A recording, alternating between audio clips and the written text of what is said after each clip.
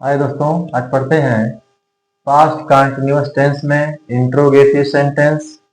और interrogative sentence में जो पहला होता है डब्ल्यू एस टाइप, यानी इंट्रोगेटिव वर्ड जब वाक्य के बीच में आएगा तो उनका ट्रांसलेशन कैसे करेंगे। तो नियम इसके लिए हो जाएगा, सबसे पहले आप लिखेंगे उस इंट्रोगेटिव वर्ड की अंग्रेजी। तो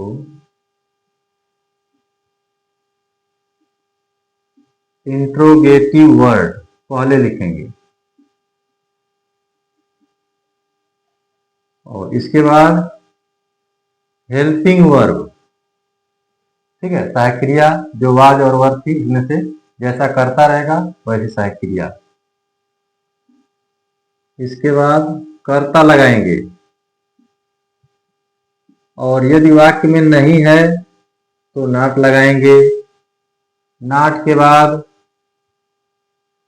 मुख्य क्रिया में आई एन जी, यानी इंग फॉर्म ऑफ मेन वर्ब।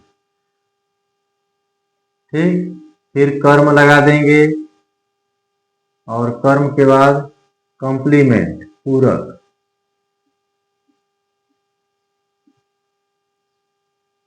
ठीक है, यह आपका नियम होगा।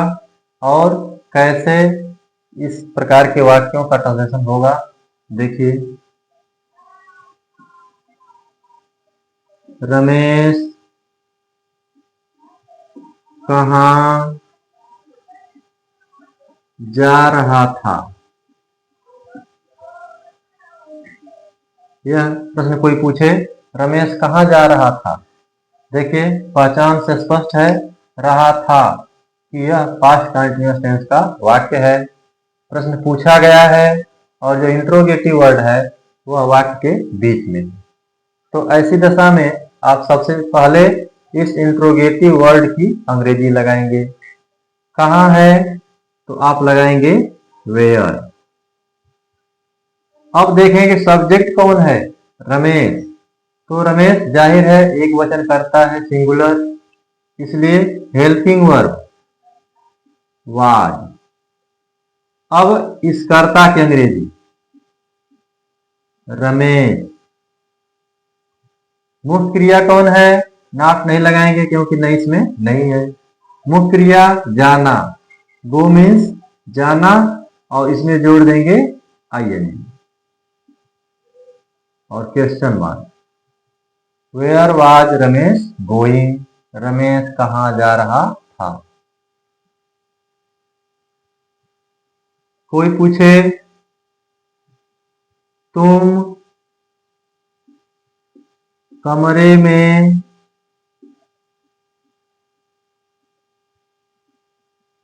क्या कर रहे थे,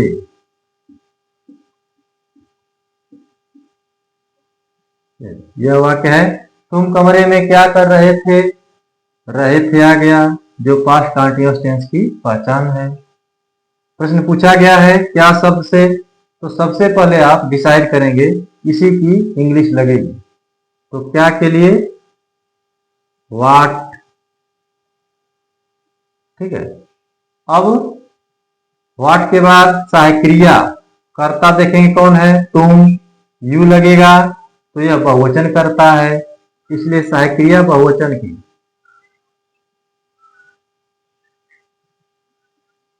वाट वर, कर्ता तुम के लिए you.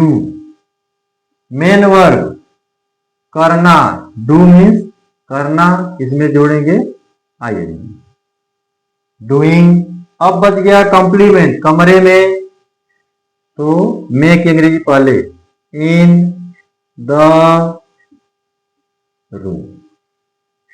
What were you doing in the room. यदि नहीं भी आ जाए,